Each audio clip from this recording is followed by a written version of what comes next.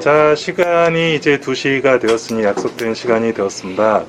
오늘 날씨도 추운데 이렇게 자리해 주신 여러 기자님들 정말 감사드리고요. 이렇게 추운 날씨에도 불구하고 저희가 급하게 여러 기자님들께 드리고 싶은 이야기가 있어서 이런 기자회견을 시작하게 됐다라고 말씀드리고 시작을 하겠습니다. 지금 현재 우리나라 응급의료 상황은 의사들 사이에서도 붕괴를 앞두고 있다라고 이야기를 해요. 사실 의료의 붕괴라고 하는 게 무엇입니까? 응급실의 존재 이유가 응급 환자를 제대로 치료를 하고 응급 환자를 살리는 것이 응급실의 존재 이유가 되겠죠. 그러나 이제 이 응급실이 응급 환자를 제대로 치료할 수 있는 기능을 상실하게 된다면 그것이 바로 의료의 붕괴를 이야기하는 것입니다. 오늘 시간 저희가 준비한 내용이 비록 이제 짧게 준비를 하기 때문에 구체적인 수치나 구체적인 자료를 제시해 드리지는 못한다 하더라도 현장에서 느끼고 있는 응급의학 전문의들의 지금 상황이 어떠한 상황인지를 국민들에게 제대로 알리고 제대로 응급실이 기능을 할 수 있는 그러한 새로운 논의의 장이 마련되었으면 좋겠다는 생각에서 오늘 자리를 준비했습니다. 먼저 저희 대변인 겸 홍보이사인 최석채 선생님께서 사회를 맡아주실 거고요. 세 가지 꼭지에 대해서 한 10분 정도씩 저희가 설명하는 시간을 가지도록 하겠습니다. 그리고 여러 기자님들과 궁금하신 내용에 대해서 이야기를 나누는 시간을 가지도록 하겠습니다. 처음에 말씀드린 대로 이 자료를 준비한 시점과 기자회견을 하고 있는 시점에 차이가 발생을 했는데요. 두 번째로 저희가 발표하는 성명서의 내용인 응급의료에 관한 법률 개정안이 국회 본회의를 통과했습니다. 그래서 지금 이 성명서는 통과 이전을 시점으로 작성한 것이라는 것을 먼저 말씀드리고 시작을 하겠습니다. 또 한 가지 응급의학 의사회의 대선 정책에 대해서 여러 기자님들이 궁금해하시고 계시는데요. 저희 정책위원회가 대한응급의학회 정책위원회와 함께 공통의 대선 정책을 만들고 있습니다. 그리고 거기에 별도로 오늘 여러분들께 아웃라인을 소개해 드릴 내용은 이런 부분에 대해서 저희가 더 심도 있게 논의를 하고 있다라는 의미로 받아들여 주셨으면 좋겠습니다. 사실 이제 대선이라고 하는 게 의사들한테는 기회일 수도 있고 어떻게 보면 악재일 수도 있는 부분입니다. 저희가 어떤 특정한 누구를 지지를 하거나 이런 개념을 떠나서 의사들이 원하고 있는 방향은 사실은 되게 단순한 부분입니다. 그 부분에 대해서 나중에 이제 여러분들께 설명드리고 질의응답하는 시간을 가지도록 하겠습니다. 저희 대한응급의학의사회 홍보이사이자 대변인인 최석채 선생님 먼저 소개해드리겠습니다. 안녕하세요. 네, 대한응급의학의사회 대변인이자 홍보이사인 최석재라고 합니다. 오늘 사회를 같이 맡게 되었습니다. 의사에 관련해서 궁금한 점 있으시면 명함 드린 것처럼 저한테 연락 한번 주셔도 됩니다. 오늘 긴급 기자회견을 갖게 된 이유 지금 간단하게 말씀해 주셨는데 현재 응급의료가 굉장히 위기 상황에 봉착해 있습니다. 그래서 응급의료의 현황과 응급의 미래라는 주제로 오늘 자리를 마련했고요. 그래서 세 꼭지, 현재 위기에 처한 응급의료 체계의 현실, 그리고 오늘 이제 본회의를 통과했다고 말씀하신 것처럼 응급의료에 관한 법률 개정안, 이 부분에 대한 문제점, 그리고 응급의료의 미래를 위한 대선 정책 제안에 대해서 여기 자리하신 분들과 함께 얘기를 나누겠습니다. 먼저 참석자 소개 말씀드리겠습니다. 먼저 말씀하셨던 이형민 응급의학의사회 회장님 되시겠습니다. 경희대병원에서 지금 근무 중이시고요. 이제 좌측에 김태훈 정책이사님 원광대병원 외상센터 근무하고 계십니다. 그 다음에 저는 홍보이사 최석재 화홍병원에 있고요. 그 다음에 기동훈 자문위원이시고 여의도 성모병원에서 근무를 하고 계십니다. 그러면 일단 기자회견 취지 간단하게 지금 설명하다가 멈추셨는데 그 부분 먼저 회장님께서 말씀 좀 해주시겠습니다. 먼저 준비한 이야기를 하기 전에 이제 저희는 기본적으로 응급의학을 전공한 응급의학 전문의들입니다. 응급의학을 전공했다라는 뜻은 교육수련병원인 응급실에서 4년간의 수련 과정을 겪었다라는 의미이고요. 저를 포함한 여러 선생님들이 지금 현재도 응급실에서 근무를 하고 있습니다. 아마 대한개원의협의회 학술대회 때 제가 한 환자의 예를 들어드렸듯이 지금 현재 응급실에 있는 음압실에 환자가 기본적으로 50시간이 넘는 심지어는 100시간에 가까운 대기 시간을 보이고 있는 상황. 대부분의 응급실들이 거의 비슷한 상황입니다. 며칠 전에 제가 근무를 하고 있었어요. 119에서 전화가 온 거죠. 심폐소생술 환자인데 받을 수 있습니까? 사실은 심폐소생술 환자를 받을 수 있냐라고 물어보는 자체가 잘못된 것입니다. 심폐소생술은 정말로 1분 1초가 이 사람의 생명에 직결이 되는 정말로 응급 중의 초응급이죠. 그런데 그 환자를 받을 수 있냐라고 전화를 하는 것은, 그래서 제가 물어봤어요. 저희 병원이 제일 가깝습니까? 그랬더니 7km 떨어져 있다는 거예요. 발생한 지역이. 그럼 7km에서 저희 병원까지 오는 동안 병원이 3군데가 더 있습니다. 그런데도 불구하고 저희 병원까지 전화가 온 이유는 그 병원에서 받지 못하기 때문이라는 것입니다. 당시에 이제 저희 병원 같은 경우에도 음압실 2군데에 코로나 양성 환자가 둘 다 누워 있었고요. 심지어 아직 코로나 양성이 나오지 않은 발열 환자가 소생실에 누워 있었습니다. 그래서 결국은 소생실에 누워있는 환자를 이렇게 커튼만 치고 다른 쪽으로 이송을 한 다음에 그 자리를 비워서 심폐소생술 환자를 받았습니다. 근데 그 환자 심폐소생술을 하고 있으니까 또 전화가 와요. 이번에는 코로나 양성 산모인데 받을 수 있냐는 거예요. 지금 상황이 그렇습니다. 24시간 동안 근무를 하다 보면 전화가 한 30통 오는데 29통은 거절을 할 수밖에 없습니다. 이 이유는 응급의학과에서 응급실에서 환자를 보지 못해서 그런 것이 아닙니다. 결국은 응급실에서 응급조치를 한다 하더라도 이후에 이어지는 수술이라든지 아니면은 입원이라든지 이러한 것들이 해결되지 않으면 응급실에서 환자를 볼 수가 없는 거예요. 이제 이런 상황이 서울 전 지역, 경기도 전 지역을 거쳐서 지금 현재는 거의 전국적인 상황으로 번져가고 있다는 것입니다. 자, 제가 준비한 취지 설명을 먼저 드리겠습니다. 이 자리에 참석해주신 기자님들 감사드립니다. 대한응급의학의사회장 이영민입니다. 오늘 이 자리는 한치 앞을 알 수 없는 코로나 위기 상황 속에서도 정말 마지막까지 버텨오던 응급의료 체계가 이제는 더 이상 버티기 힘든 위기 상황에 빠졌다는 것을 국민 여러분들께 알리고, 지금이라도 모두의 지혜를 모아서 위기의 응급의료 체계를 구하자는 일념으로 이 자리를 마련했습니다. 응급의료의 붕괴란 무엇입니까? 치료를 받아야 되는 응급 환자가 제대로 치료받지 못해서 사망하는 것이 바로 붕괴입니다. 지금은 치료를 받아야 하는 환자도 갈 곳이 없는 상태로 위험에 노출되어 있습니다. 재택의료 확대와 확진자 증가로 이러한 환자들이 상태가 나빠져도 갈 수 있는 병원이 없습니다. 개선을 할 수 있었던 이 많은 시간 동안 준비의 부족이 결국 오늘의 이러한 사태를 만든 것이라고 생각합니다. 현재 우리나라 응급의료는 늘어나는 코로나 환자로 인하여 기능을 상실할 위기에 처해 있습니다. 기나긴 코로나 대응의 최일선에서 감염의 위험을 무릅쓰고 최선을 다해왔던 현장의 응급의료진들은 피로와 좌절감이 극에 달해 있고, 그나마 이때껏 간신히 버티고 있던 코로나 외의 중증 응급 환자들도 이제는 제대로 치료받지 못할 상황에 이르렀습니다. 이에 대한응급의학의사회는 현장의 응급의료진들의 목소리를 전하고 조속한 정부의 결단과 대책 마련을 촉구하며, 아울러 현장에서 고생한 응급의료진들에게 격려가 아니라 오히려 규제를 강요하는 응급의료에 관한 법률 개정안의 국회 통과를, 그 부당함을 이야기하고자 합니다. 응급의료는 사회를 지탱하는 필수 의료이며 국민의 생명과 안전을 지키는 최후의 보루입니다. 지금 상황의 심각성을 여러분들께 알리고 보다 나은 응급의료의 미래를 위해서 발전적인 제안을 드리고자 이러한 자리를 마련했습니다. 많은 관심과 성원 부탁드립니다. 네, 감사합니다. 그래서 회장님께서 이렇게 오늘 이렇게 자리를 마련하게 된 계기와 현 상황을 좀 말씀해 주셨는데, 이제 서울 시내 중환자실 그리고 음압 격리실의 지금 포화도가 거의 극에 달해 있는 상황입니다. 그래서 그 부분을 제일 직접적으로 경험하고 계신 동훈 자문위원님께서 현재 서울 시내 응급센터의 현실에 대해서 말씀을 해주시겠습니다. 네, 현재 지금 서울시내 응급센터 같은 경우는 이제 여러 응급실에서 계속 환자 이송 불가가 지금 여러 번 뜨고 있고, 특히 지금 늘어나는 코로나 환자, 발열 환자로 인해 많이 발생하고 있지만, 격리실의 이제 부족과 한계로 인해서 전원이나 이런 부분이 굉장히 어려워지고 있는 상태입니다. 특히 의료진의 감염 역시 확산이 되고 있는데, 응급학과 전공의들 2분은 벌써 지금 중환자실에 가 있는 상태고, 스태프들이나 교수들의 지금 감염도 지금 이제 발생을 하고 있습니다.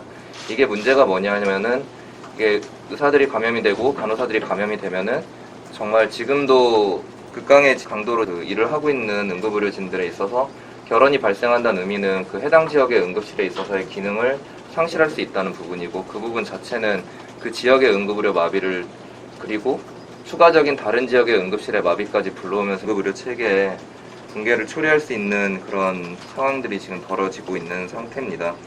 어떻게 보면 아까 말씀해주신 대로 지금 코로나가 발생한 지 1년하고도 거의 한 8개월이 지난 상태에서도 어떻게 보면 규제 일변도의 정부 정책으로 인해서, 특별하게 지원이 없는 규제 일변도의 정부 보건의료 정책으로 인해서 현재 지금 응급의료진들의 근무 강도가 너무 혹사당하고 있는 상태고, 그에 따라서 지금 현재 서울에 있는 응급의료 체계뿐만 아니라 전국에 있는 응급의료 체계에 지금 마비가 오고 있는 상태입니다. 실제로 최근에도 모 대학병원에서는 그냥 대기 환자, 발열이 없는 대기 환자가 심정지가 와서 심폐소생술을 하고 나서 보니까 양성인 경우도 있었고, 최근에 기사가 났었던 모 대학병원에서의 그 응급의료진의 감염도 코로나 양성 환자의 심폐소생술을 하다가 의료진이 감염이 됐고, 그중 이제 전공의는 중환자실까지 지금 가게 되었습니다. 이렇듯이 현재 지금 응급의료 체계에서의 붕괴를 앞두고 있는 상황에서 정부가 규제 일변도가 아니라 더 적극적인 지원이, 선제적인 지원이 필요할 거라고 생각합니다. 말씀 감사합니다. 서울 시내도 이렇게 많이 심각한 상황이고요. 지금 서울 시내뿐 아니라 이제 경기도권도 거의 포화에 다다른 상황입니다. 저 같은 경우는 이제 수원에서 근무를 하고 있는데, 수원 종합병원인데, 수원에는 대학병원이 지금 3개가 있거든요. 그 대학병원들도 지금 포화 상태라서 능력이 안 되는 저희 병원에도 계속 문의가 오고 있고, 그래서 저희도 기술 확충하고 이렇게 하고 있긴 한데, 이제 그 시간이 걸리고 또 인력들이 또 이제 감염 문제가 있다 보니까 같이 계속 근무를 할 수 있는 게 아니고 1주, 2주 이렇게 또 쉬게 되는 상황이 생기고, 그 상황에서 또 악화되는 분들도 이제 앞에 말씀하신 것처럼 이제 중환자실 간 전공의들처럼 그런 일이 생기기도 하고, 이런 상황이 지금 계속 벌어지고 있습니다. 그래서 저희 현 응급의료 체계에 대한 성명서를 저희가 말씀을 드리면서 진행하려고 하고, 성명서를 저희 배포를 좀 드렸습니다. 질의응답은 다 모아서 후반에 진행을 하도록 하겠습니다. 현 응급의료의 위기 극복을 위한 대한응급의학의사회 성명서. 대한응급의학의사회는 응급의료 현장을 책임지는 응급의학 전문의들로서 지금 현재의 응급의료 체계의 위기는 응급의학과가 생긴 이래 최고로 심각한 위기라고 생각한다. 코비드19 이전에도 우리나라 응급의료 체계는 이미 포화 상태였으며, 부족한 응급의료 자원과 열악한 환경 속에서도 응급 환자를 지키기 위해 365, 24시간 최전방에서 최선을 다해왔다. 기나긴 코비드-19 상황 속에서도 하루에도 수차례 방호복을 입어가며 혹시라도 다른 응급 환자가 피해를 보지 않을까 노심초사하였고, 본인이 감염되어 환자가 되기도 하고 가족과 친지들에게 전염시킨 사례도 있었으며, 불가피한 접촉으로 수도 없이 격리 조치를 당하고 노출될 때마다 반복되는 검사의 불편을 감수하면서 응급의료 현장을 지켜왔다.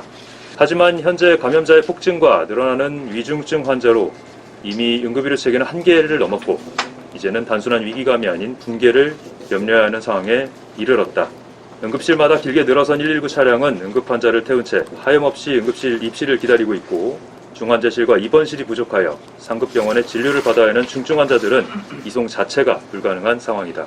심지어는 1초가 급한 심폐소생술 환자조차도 받지 못하는 상황이 벌어지고 있다. 이런 상황에서 재택치료 중인 코비드-19 확진자가 상태가 나빠질 경우에 현재 응급의료 체계 안에서는 제대로 된 응급처치를 받을 수 있는 방법이 전무한 상태이다. 결국 이러한 결과는 오래전부터 부족한 응급의료 자원에 대한 확대와 지원을 요청하였던 전문가들의 의견을 간과하고 지연시킨 때문으로 결과적으로 현재의 혼란으로 비결될 수밖에 없었다. 이에 우리는 응급 환자를 보호할 최후의 보루이자 방패가 되어야 할 응급의료 체계의 붕괴를 막기 위해 마지막 남은 힘을 모아 정책 당국에 강력히 요청한다. 1번, 응급의료에 대한 긴급 대책을 마련을 위한 정부와 응급의료 협의체 구성을 촉구한다.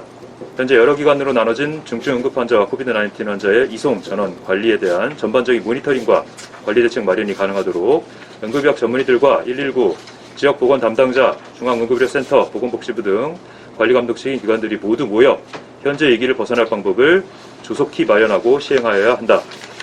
2번, 코비드19 확진 환자의 조속한 병원 배정과 이송을 위한 TFT를 구성하라. 확진 후 응급실에서 대기하는 시간이 길어질수록 응급실의 수용 능력은 상실된다. 빠른 순환이 현재 부족한 음압시설을 최대한 활용할 수 있는 유일한 방법이다. 3번, 자택 격리와 재택 치료에서 발생 가능한 응급 상황에 대한 충분한 사전 논의와 준비, 이송 대책, 의료 대책을 전문가 의견을 참고하여 조속히 마련해야 한다. 확진 후 재택 치료를 하는 환자들에 대한 응급 대응 계획을 구체적으로 마련하여 응급 상황이 발생할 경우 구체적 이송과 처치 계획이 마련되어야 한다. 또한 이러한 추가적인 계획은 반드시 기존의 응급의료 체계에 부담을 주지 않도록 추가적으로 마련되어야 한다. 4번 응급의료기관들의 음압실 확대와 감염 대응체계 마련을 위한 인력, 시설 지원을 확대하여야 한다. 우리나라 응급의료기관들은 대부분 저수가에 맞추어 한정된 공간에 여러 명이 들어가는 다인실 구조로 되어 있기 때문에 감염에 매우 취약하다. 장기적인 시설 개선과 인력 증원 계획을 통하여 한 명의 환자로부터 여러 응급 환자들이 노출될 수밖에 없는 현재의 구조를 개선하여야 한다. 5번 감염과 과로에도 응급 의료 현장을 지키고 있는 필수 의료 인력에 대한 처우와 환경 개선 방안을 마련하여 필수 의료 붕괴를 막기 위한 장기적 계획을 수립하라.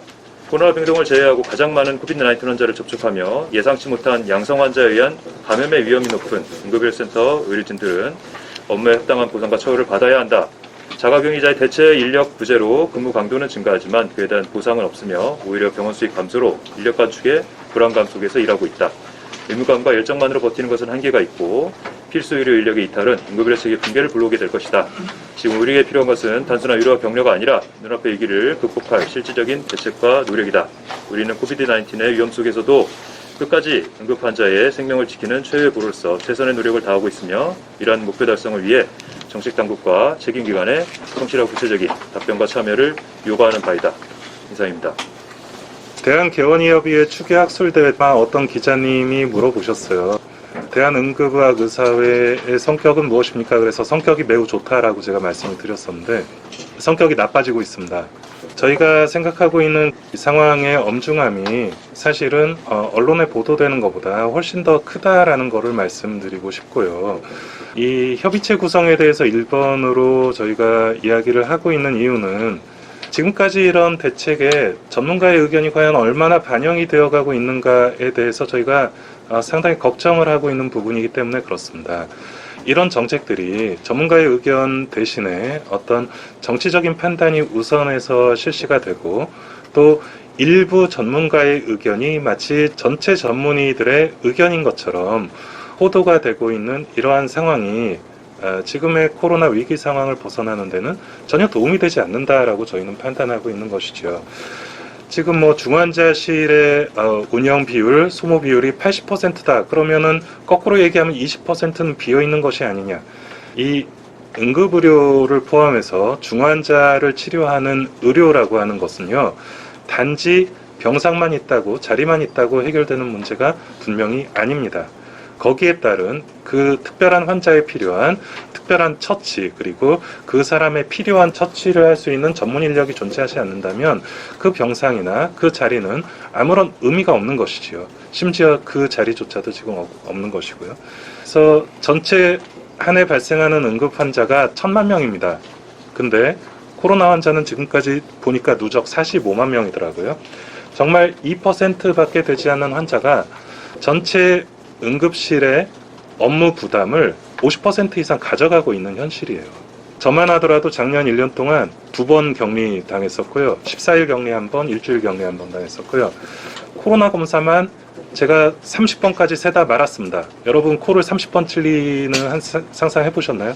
우리 최석태 선생님 몇 번 검사하셨어요? 3번. 3번요. 네. 거의 매일같이 응급실에서 그런 고위험 환자들이 발생하기 때문에 그럴 때마다 저희 검사해야 돼요. 이런 어떤 불편함. 그러니까 코로나 병동을 제외하고는 응급실이 코로나 환자와 가장 많이 접촉하는, 우리나라에서 코로나 환자와 가장 많이 접촉하는 업종입니다. 그런데도 코로나 병동의 지원만큼 응급실에 대한 지원, 또 응급의료 체계에 대한 지원, 응급의료 대책 한 번도 없었습니다. 이러다 보니 응급실 간호사들도 코로나 병동으로 가겠다고 그만둔 사람들이 있어요. 왜냐하면 월급이 2배가 넘거든요. 이런 상황이 과연 제대로 된 상황인가 상당히 의문이 들고 있습니다. 이제 그런 의미로 이해를 해주셨으면 좋겠고요. 매번 이런 어떤 성명 때마다 정부의 어떤 수가에 대해서 이야기들 많이 하시는데 그건 다른 분들이 많이 하시니까 저희는 이번에 수가에 대한 이야기는 뺐습니다. 그건 뭐 너무나도 기본에 깔려있는 문제고 가장 중요한 문제기는 하지만 대신에 어떤 장기적인 계획을 가지고 접근하지 않으면 이 문제는 근본적인 문제부터 해결하지 않으면 절대로 해결되지 않을 문제입니다. 여기까지 말씀드리고 또 진행하고 더 말씀드리겠습니다. 법률 개정안에 대한 또 성명서를 이영문 회장님께서 소개해 주시겠습니다. 국회에서 본회의 통과되었다는 이야기를 듣고 사실 정말 걱정이 되게 많이 듭니다. 크게 두 가지의 골자로 되어 있고요. 어떤 법이든지 그 법을 발의한 이유가 있고 그것이 무슨 문제를 초래를 하며 어떤 식으로 이것을 고쳐나가겠다라는 기본 취지를 가지고 있어요. 이 법의 취지를 살펴보면 이 법의 취지는 환자를 이송할 때 이송 시간이 너무 많이 걸리니 책임 소재를 명확히 해서 이송 시간을 줄이겠다라고 하는 취지를 가지고 만든 법이지요. 그렇다면 지금 현재 이송 시간이 왜 길어지는지에 대한 근본적인 설명이나 거기에 대한 해결은 전혀 생각하지 않고 있고 그것을 응급의료기관에 강제함으로써 이송 시간을 줄이겠다라는 발상을 하고 있는 것입니다. 이러한 부분 때문에 의료계에서는 이 법이 맨 처음 만들어졌을 때부터 상당히 깊은 우려를 가지고 있었고요. 마치 그런 것입니다. 아니 뭐 떳떳하면 너희가 왜 이것을 반대하느냐. 수용이 어렵다라고 하는 수용 불가라고 하는 것은요. 응급실의 문제 때문에 수용 불가가 나오는 것이 절대로 아닙니다. 이것은 배후 진료의 문제가 대부분이고요. 또 배후 진료가 가능하다 하더라도 모든 조건이 가능해야만 수용 가능한 것입니다. 그런데 어떤 특정한 수용 거부 근거들을 그 조항들을 만들어 놓고 그것을 지키지 않으면 가서 조사를 해가지고 타당성을 평가하고 책임을 지우겠다. 이것은 누가 듣더라도 응급의료기관을 압박하는 것입니다. 근본적인 원인에 대한 해결 없이 이런 압박이 당연히 통할 리가 없겠죠. 게다가 본인들도 그것을 만들면서 미안했는지 번역센터가 환자가 너무 많아서 환자를 못 보니 경증 환자를 딴 병원으로 보내게 해주겠다는 거예요. 정말 고마운 일이라고 해야 될까요? 가라 그럼 누가 갑니까? 누가 보낼 거예요? 본인이 경증이라고 생각하는 사람 거의 없습니다. 본인의 병이 심지어 4급이나 5급에 해당하더라도 본인의 병이 경증이요 라고 얘기를 하면 화내는 사람들이 대부분이에요. 막상 보낸다고 합시다. 어디로 보내겠습니까? 보낼 데도 없어요. 이런 상황에서 보낼 수 있다라고 법을 만들어 놓는 것이 우리에게 어떠한 이득이 오게 될까요? 지금 현재 우리나라 응급의료 체계는요. 환자들이 무한 자율권을 가지고 있어요. 내가 걸어오는 환자를 입구에서 오지 말라고 할 수가 없습니다. 의료인들은 의료 요구를 받았을 때 정당한 사유가 없이 이것을 거절하지 못하게 되어 있습니다. 그런데 그러한 상위 의료법을 어긋나서 경증인이 여기서 안 봐주겠다라고 얘기를 하라는 거죠.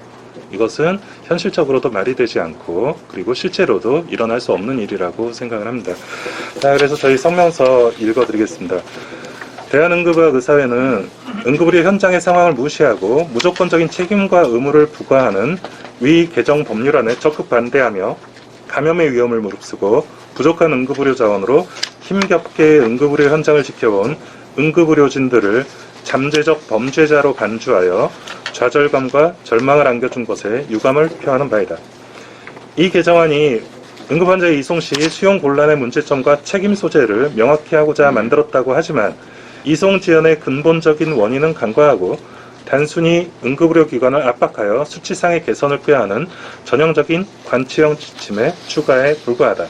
원래 응급의료에 관한 법률의 이송 시 사전 수용 능력의 확인은 응급환자에 필요한 의학적 처치를 골든타임 내에 제공하기 위해 마련된 것이다.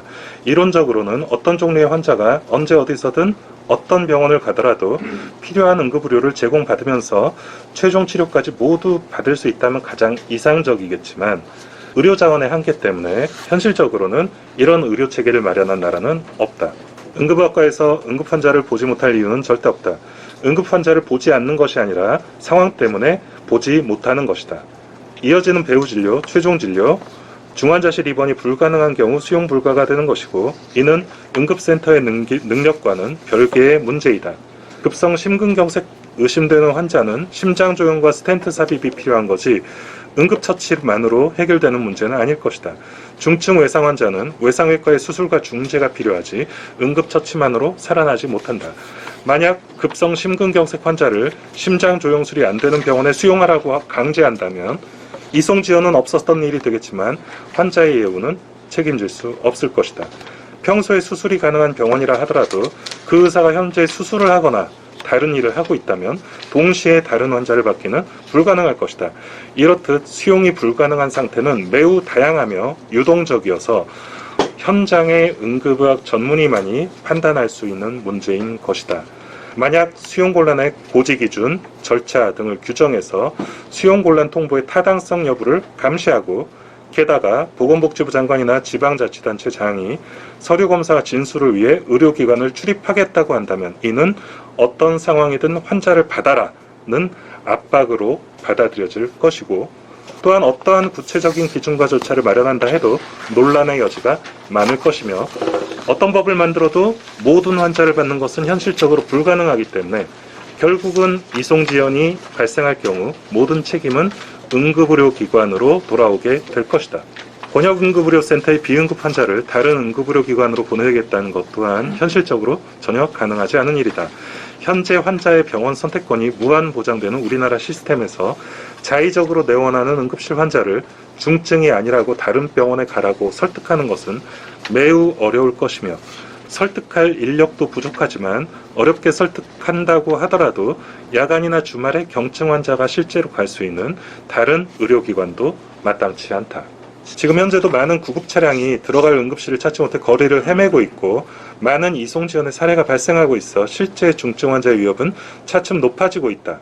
이러한 이송지연과 중증 응급 환자의 적절한 처치에 대한 문제를 근본적으로 해결하기 위해서는 이미 포화 상태인 응급의료기관을 압박할 것이 아니라 장기적인 응급의료 체계에 대한 투자, 지원을 통한 인프라의 확충만이 느리지만 유일한 해결책이 될 것이며 응급환자의 안전을 지키는 감독기관과 정부당국의 의무일 것이다. 이에 대한응급의학의사회는 다음과 같이 선언한다.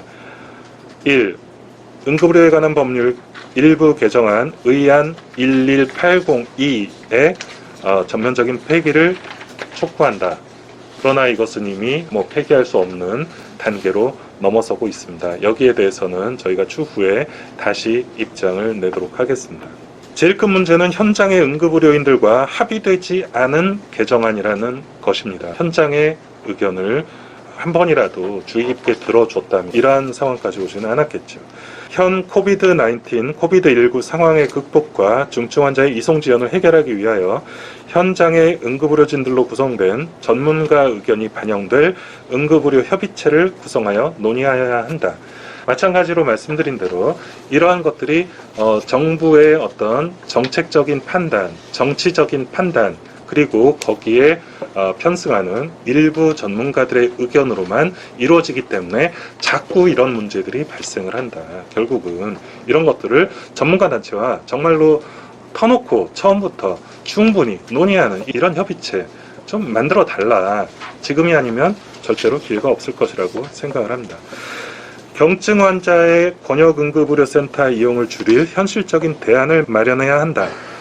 이 이야기는 거의 한 20년에서 30년 전부터 계속 나오던 이야기입니다. 의료 전달 체계 1차 병원, 2차 병원, 3차 병원 이야기 시작할 때부터 나왔던 이야기고요. 응급센터 처음에 권역응급의료센터, 지역센터, 지역기관 만들 때부터 나왔던 이야기입니다. 작은 병원에 경증 환자만 가고 큰 병원에 중증 환자만 가고 얼마나 아름다운 그림입니까? 그러나 그러한 아름다운 그림은 절대 우리나라에서 일어나지 않아요. 그것이 일어나지 않는 원인이 경증 환자들의 어떤 욕심 때문이냐, 그거 아니라는 거죠. 이것은 구조적인 문제이고 이 문제를 30년 동안 해결하지 못한 문제를 이런 법 만들어 놨다고 해서 해결될 리가 전혀 없다는 것을 분명하게 말씀드립니다.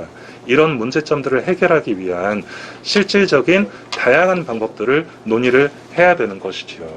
그래서 저희 대한응급의학의사회에서는 이러한 경증 환자들의 중증 응급센터 이용에 따른 부담을 없앨 수 있는 실질적인 방법들에 대해서 고민을 하고 있습니다. 그 중에 하나가 어전트 케어 클리닉과 같은 어떤 외국의 예들도 충분히 저희가 검토를 하고 있고요. 그리고 실제로 지역응급의료 기관 같은 중소응급실이라 하더라도 중증 응급 환자가 내원하지 않는 것이 아닙니다.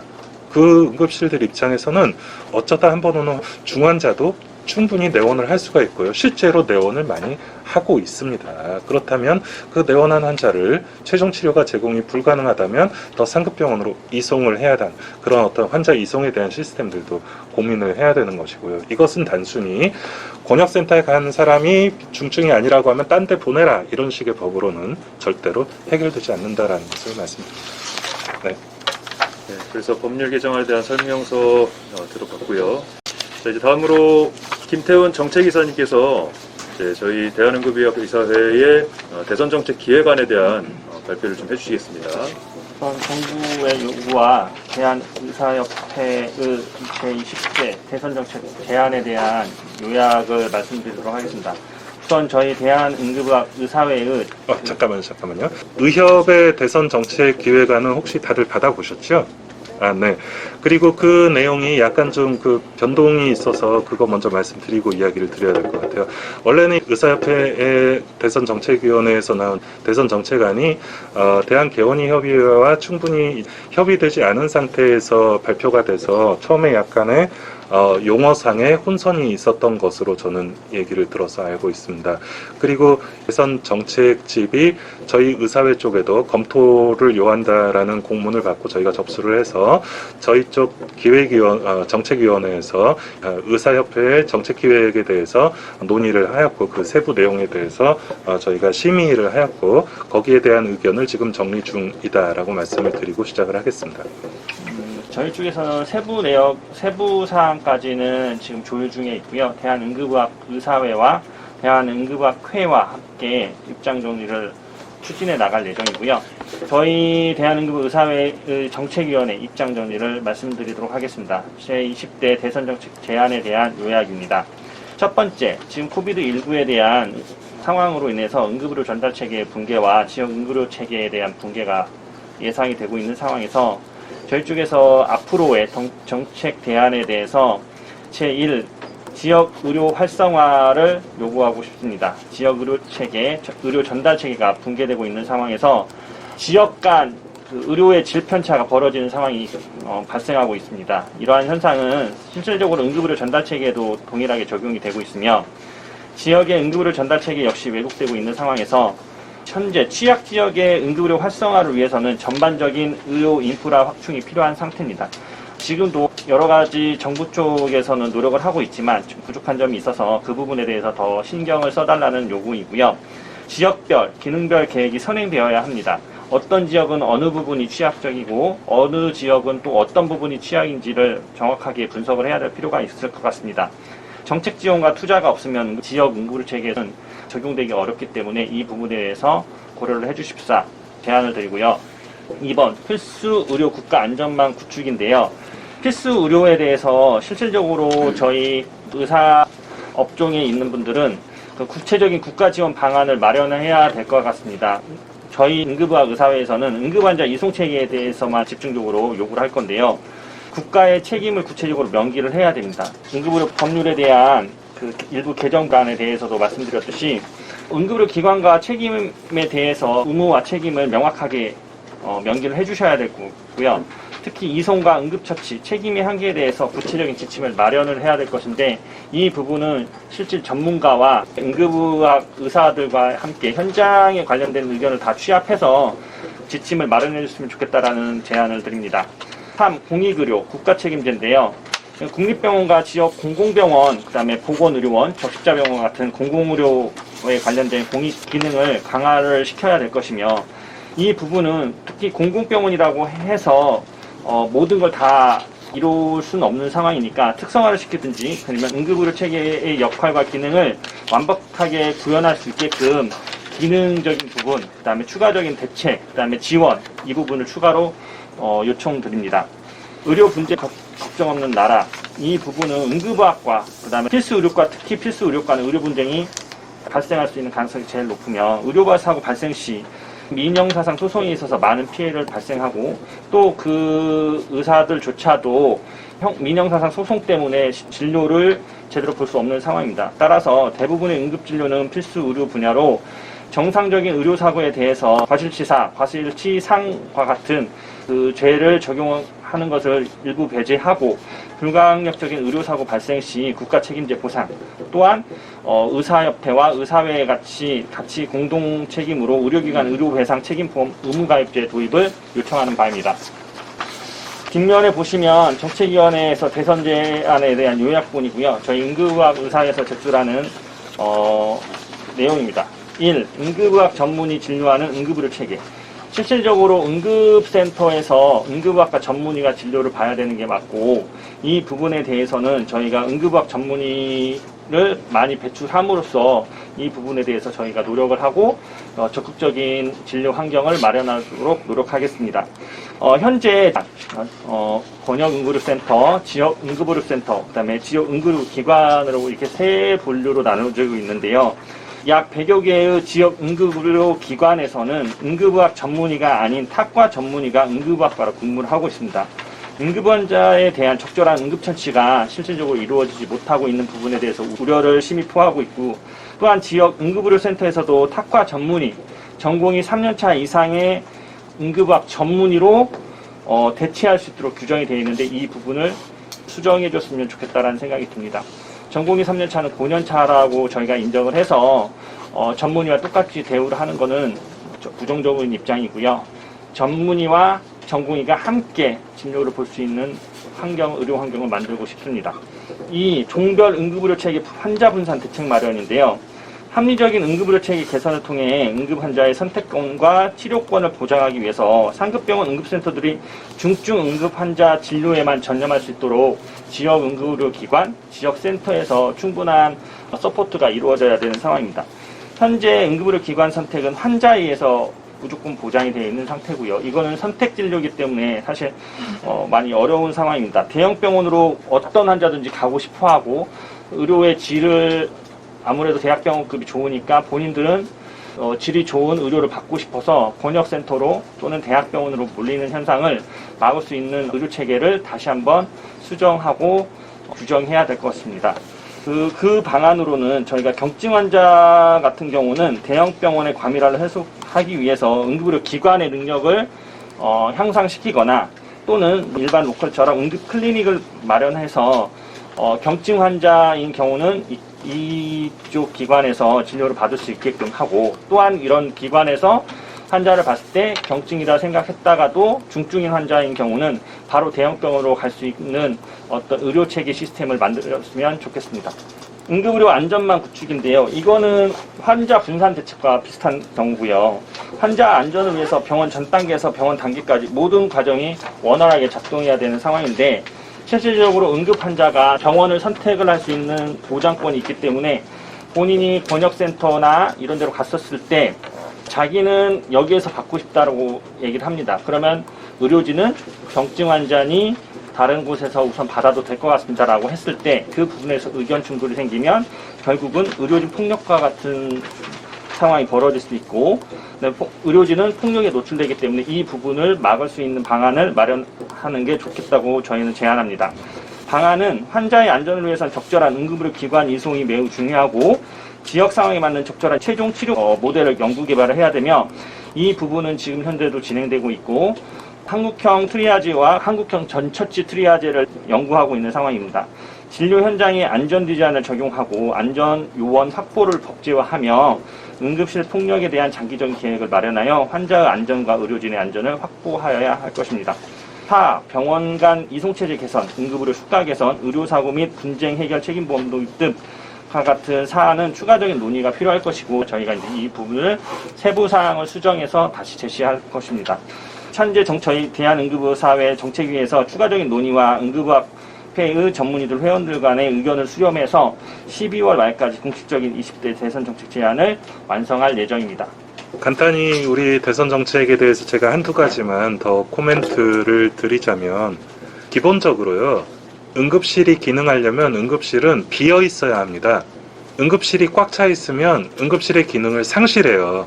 빅5 병원 생각하시면 돼요.